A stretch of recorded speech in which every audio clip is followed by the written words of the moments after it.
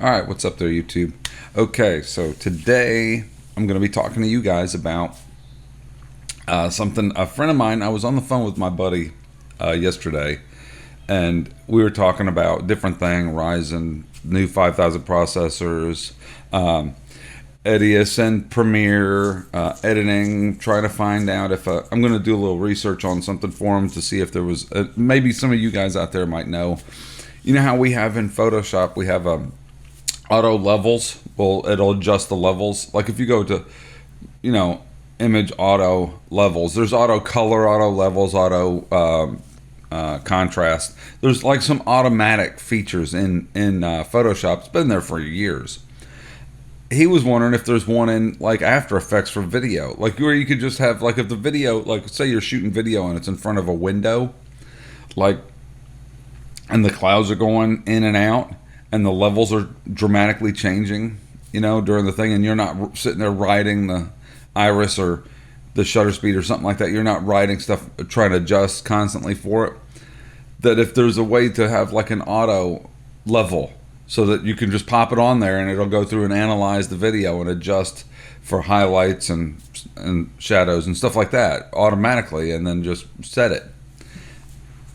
I don't know if there is. I'm going to research and see if there is. But anyway, one of the things, a couple things that he did was, he said that ring light was making the rings too close because I was right in front of the camera. So he said to raise it up and move it over. So what I did was I bought a new arm for my microphone here, for my worker bee. This is a neat worker bee. I bought a new stand for it, a nice stand, like the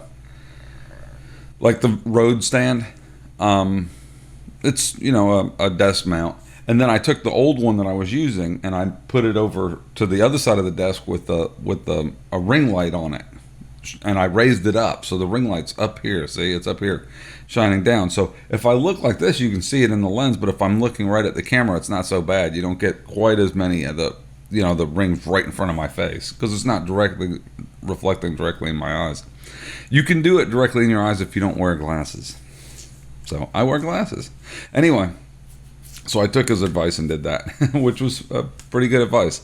The other advice he gave me, and I'm talking about several different things here real quick, but the other advice he gave me was I ordered a HDMI to USB capture card so that I could, instead of plugging in USB direct, he says that this seems kind of choppy, the video from the Z6 USB. I guess it's beta software. They're web camera beta. I guess it's fine for like web camera use, like if you're just doing like a Skype call or something like that. Who cares? Not a big deal. It's better than the built-in web camera on most laptops, and it's actually better than like the Logitech web camera, which I don't really care for either. Anyway, I still have it, but I don't really like the web camera, the Logitech web camera. It's too wide, actually. I like this look. I like having the background blur too from a full frame camera. This is the Z6 with the 51.8 on it. At 1.8, or it looks like it's fairly wide open. Anyway, that's plugged in USB. So over the USB, the other thing was lag. I'm testing this to see how the lag is because there's an offset that you can do in OBS to adjust the lag. So he suggested that I was talking to him about, my buddy, about Premiere. Now let's get back to the actual subject that I am making this video about. I got a couple things that I'm going to discuss here, but the main thing is I'm going to show you guys how to, before I ramble on for 20 minutes, I'm going to show you guys something that I do, and I brought it up to him, and he's like, what are you talking about? He didn't even know that you could do it, and I was like, yeah, I set it up like this in Premiere. It's just a tab. We were talking about how I like Edius, and I like other programs, but Premiere has certain things that you can do that make your life a whole lot easier if you're editing in Premiere a lot, which I do. Most of my editing is in Premiere. And one of the things I'm going to show you, plugins. So I have a plugin for Plural Eyes. It helps me sync multi-camera for multi-camera weddings. It helps me sync the multiple cameras up. One of the thing is, though, is how you get to it is, say you had a timeline like this and you got This isn't supposed to be like this. It's just a vlog. I'm just going to plop an audio clip down. So now you got an audio clip on here. I don't know how well you guys can see this. Let me go to OBS and look. Okay, what I was saying was, so you got an audio clip here and a video and audio clip there, and you want to synchronize them. In Premiere, you can't just like highlight all these clips and right click and choose synchronize. See, it's grayed out because it's more than one clip. You can only do one audio, two audio clips together. You can't do like more than one. So this is the reason why. So if I right click now and do synchronize, there it is. I can synchronize these two by audio. The problem is it'll slide those over, get them synchronized. Now the rest of the clips aren't in sync. Now you have to do it for each one, but you can't do that same thing for each one because it'll move it off of the other one. They still haven't, they added audio sync, but only if you got one consistent long clip and then one other consistent long clip. Like if you had two video tracks, it can only do one video track, or you can do two video tracks to each other, but not to each other and the third audio. It's just stupid. It doesn't work out very well. It's complicated. So, but it does work. Now what works better is Red Giant Plural Eyes. So how you get to Plural Eyes has a plugin for Premiere. So how you get to it, you go Window, Extensions, and there's Plural Eyes Floor. Now I'm pointing you over here. There's also a Soundstripe plugin that they came out with about a year ago. And how that is, Soundstripe is where I get my music for a lot of the videos that I make. It's a service. It's like $10 a month. And you can download any song as much as you want. You can put as many songs as you want in a project. It doesn't matter. You're not paying per song. You pay $10 a month. So I find that to be a really handy service for what it is. Until I started making music. That's the thing I was going to talk to you guys about. There's another, and I didn't even know this. I was looking up last night reviews of the web camera, the dongles, the capture cards, because of the problems that my friend was saying, that this looked like it was recording at less than 30 frames per second. It was a little jittery, and the best way to go is with a capture card, HDMI out. So I was like, okay, that's what I'll do, blah, blah, blah. So I bought a cheap one. They have the Elgato for like $120, $140. And I was doing research on them. I was like, well, who makes the best one? So I was doing research and found out on YouTube that a little $20 one works just as good as most of the other ones if you're doing what I'm doing. See, my screen is down in the bottom corner down there. Who cares? It's just a little window. I'm not going to use this for the full screen. If anything, I'll use it for like 3/4 of the screen. If I'm doing full screen, like a vlog where I'm going to sit here and talk the whole time, then I'll record it on the video. And I can just leave the camera right there, just hit record and record it on the video in 4K and get the full, better quality thing. I'll still record the audio and sync it in post, but I'll do it that way. Anyway, so the other thing is I'm going to start making music. But I've been making music for me, but I'm going to be making music for my channel. I'll tell you what started me thinking that I should do this was, if you see my videos now, if you go back years ago to my videos, I've been making videos on YouTube for years. If you go back years ago, you'll see that like a year or two ago, I had this a stinger thing, a video intro that came on, and it had me like pointing at the kayak and reviewing a TV. That was one of my biggest videos, was where I reviewed a TV, like some TV with HDMI, to see if it played video files off of the thumb drive. Anyway, I did a lot of reviews on different things, like a TV review, but it had this little video that I made in After Effects, in Adobe After Effects, and I had just grabbed some music that was royalty-free music, and I popped it on there, and it had boom, boom, boom, boom, all this little like a techno sound over it. Well, I got flagged on YouTube for that intro, so I can't. That's why I haven't been using that intro again, because the music got flagged as copyright. So it was going to go ahead and demonetize all my videos, because that video was on all my videos. It only did it on one, thank goodness. Like one video, it said this video is demonetized because of this music. This music is called blah blah blah, and now it's no longer free.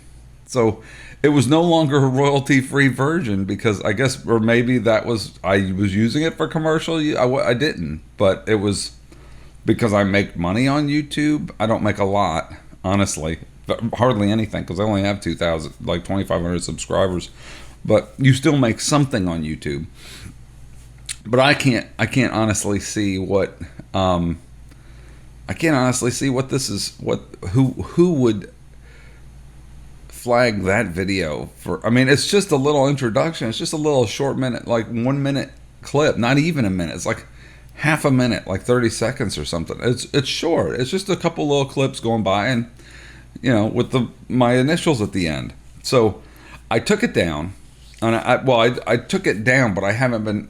I left it on all my old ones because I'll have to replace all those videos in order to get rid of that stinger and re-edit them, or I can maybe edit them in YouTube and cut that section out. But what a pain in the neck. So that's not really a viable option. Nothing's a viable option. So my only choice really is to just either take the audio off or make an entire new intro. And I really like that intro. I spent a lot of time on that intro in After Effects, and I don't want to just make a new intro. So I decided, since I've been making music for different things, I'm just going to make a new song and use my music at the beginning, and then I know it's royalty free because it's mine. I made it. Anyway, so that was one of the things I was thinking, is I should just make music. And I'll show you how I do it and how I made the music when I do the intro. But for now, when I'm doing a wedding, I'm gonna probably still use Soundstripe until I can make enough music of my own to not use Soundstripe anymore. Because I play guitar and do everything. I can make the same music that's on Soundstripe. I can make it. It's not that hard. But for now, Soundstripe has a plugin. So say I'm gonna sync. Let's get back to this now. So say I'm gonna sync these clips up, and I'm gonna go extensions Plural Eyes 4. This is what happens. You get this little window, pops up. You can resize this window, make it bigger. There's no point in making it bigger, but it's a little window. And you click synchronize to synchronize these clips. Or you can open it in Plural Eyes. This is what the extension is. Here's the extension. It says color synchronized clips, move unsynchronized clips to end, create a sequence with audio replaced. These are the options in here. So it will create a sequence back in the thing. But this is what it's like when you install it. And that's where it normally is. It floats in a window. And then when you're done, you click the exit and close it. Boom. Okay, so now when you're done, you'll have a folder in here inside your project. A folder with the clips in there. And then a new, right here, it'll say synchronized. It'll change the sequence name to include synchronized. So it tells you that they synchronize the audio. That's what it does. So that's it. And it synchronizes everything, all the clips with that clip. So it'll move these clips around to match this, even if there's gaps between them, to match the other audio. That's what Plural Eyes does. That's what's so much better about Plural Eyes than the built into Adobe Premiere. So, but isn't that kind of a hassle, having to go over there? Wouldn't it be nice to have it right here? So if you got source, effects controls, audio clip, metadata, wouldn't it be nice to have Plural Eyes right here? So it's always up, so you don't have to go window, extensions, Plural Eyes 4. So let's try it. So I was sitting here one day, and I was going through the thing, and I was like, wait a second, this is a tab. See the little dots? It's a tab. Why can't I just drag this to there? Ta-da! Now it's a tab. See, in Plural Eyes 4, not that big of a deal as a tab. Let me show you what is a big deal as a tab. Is this one. Extensions, Soundstripe. So here's Soundstripe. It loads up. It shows you songs. Look, it's pretty big. Sign up. I'll have to sign in. I'm signed up, but here's the songs. You can go to home, and now it shows you a business plan. It shows you all these different things, different, corporate cast, cinematic staff picks, Halloween, romantic vocals, and it has all these things, and you can play them right directly from here you can play them. I'm playing the music right now. Oh, that's a drive-by. That's not music. So you can play them right here. See? I'm not going to play it too much, but there it is right there. But see, now that's a tab. So having to open this and leave it floating here to do this is a pain in the neck. So, ta-da. Now it's a thing that opens every single time. When I go in here, it'll open every single time. Plural Eyes 4 and Soundstripe open whenever I open any project, as long as the timeline's set up like this. So, window, workspaces. Say I save this workspace. I've got editing, save as new workspace. You can save it as a new one, but you don't need to. Import workspaces from projects. So if I click file, save project, right? Save. I save the project with that on it. Now if I close the thing, now from now on, every time I launch Premiere, it's going to have that project saved. So I'm going to go over here and launch Premiere again. I'm going to show you guys. Watch. Every single time, those are already in as tabs. They're already set up as tabs now. Now that I've set it up with those as a tab, that's how it is. So I go back to vlog, and it's on every project, not just on this one. They're always like that. Look, it's already set up as Soundstripe. It's loading Soundstripe right now without me having to. So if I signed in, it would load me already signed in and have everything going. There's Plural Eyes 4. There's the source. Everything. So if I click the source, if I double click audio, it comes up here. If I double click video, there's the video, me looking at my glasses, adjusting my glasses in the dark. Notice it's the same scene, but it's not dark back there. And I moved the microphone down. I moved it around. But anyway, so how cool is that? So that's why I did it like this, and I set it up as a thing. So that's how you guys set that up, so that you can have your tabs and have it just open immediately, something that you use all the time. So if I want to license a song, say I like this song, say I go, let's go to home. Let's just do, I'm going to do it here just to show you, just because it makes no sense. I mean, I don't really need it. Say I wanted to put this music over it. Okay, so I'm going to, see, this is what's cool. It doesn't cost me anything. I pay $10 a month. License track. Oh, I got to sign in. Anyway, you just click license track, and it'll license it. It'll automatically name it the name of the project, bring it up and say, okay, vlog. Is that the project you're using it in? And then you can just click the type of project and click download MP3 or WAV, and it'll put it right in the timeline. It'll put it right there in the project, and all you got to do is drag it to the timeline. It's already done. It brings it right in. So I'll sign in in a minute.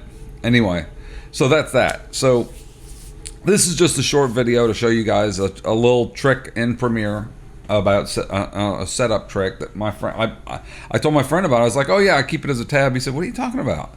I said, I have Plural Eyes and Soundstripe as tabs. He goes, how do you put them as a tab? What are you talking? I said, okay, I'll make a tutorial and show you guys. I could explain it, but it's easier just to show you. Anyway, so that's that. So, all right, YouTube. I got nothing else. This right now is recording over the USB. I'm going to do an unboxing of the little capture card that I bought. I bought it. It was like, I don't know, like $15 or something. It was like a cheap one. I looked around and somebody said this one's awesome, and I saw this guy's video where his video looked great, and he said this is the card he's using. It's just a cheap little, and he's using a Lumix, like a Panasonic G9 or something, or something. One of the little cheaper Panasonic, older Panasonic little Micro Four Thirds camera, and it looked great. And his background was blurred. It wasn't as blurry as mine, because this is a full frame camera, but his background was a little blurry, and the picture looked fantastic. So I got the capture card, and on YouTube, everybody was, they were saying get the Elgato, 1080-60 if you're going to be gaming and stuff. But this guy's video, he's like, I don't game, and I'm not going to game over the. I'm not going to use it as I don't have a console. I'm not going to game through the console and capture my video and stream the video on a separate streaming computer. I don't care. If I'm going to do that, the only thing I'll do is still use it for just this camera and my window over in the corner of the screen down there. So there's no reason for me to capture in 4K or something if it's just going to be my head over in the corner of the screen. So he recommended this one. I went and checked it out, and it was highly recommended. So I picked it up for like, I don't know, it was like $15 or something. It wasn't expensive, but we can compare it. I'm going to plug in the HDMI out of this camera and plug it into there and try it that way or through the USB like I was doing, and we'll see which way looks the best. Or I'm sure it'll probably look better through the HD. It's got to look better than this USB software, but who knows? Anyway, and the other thing was I had to adjust my sync for the audio. I had to change it, so I want to see if this syncs up. Anyway, so that's it, YouTube. I'm out, and look for that updated introduction video with new music that I made on it. And also I'll talk to you guys later. Have a good week or whatever, and I'll make another video here in a few days or whatever, and of the two different types on that. Anyway, talk to you later. I'm out. See ya.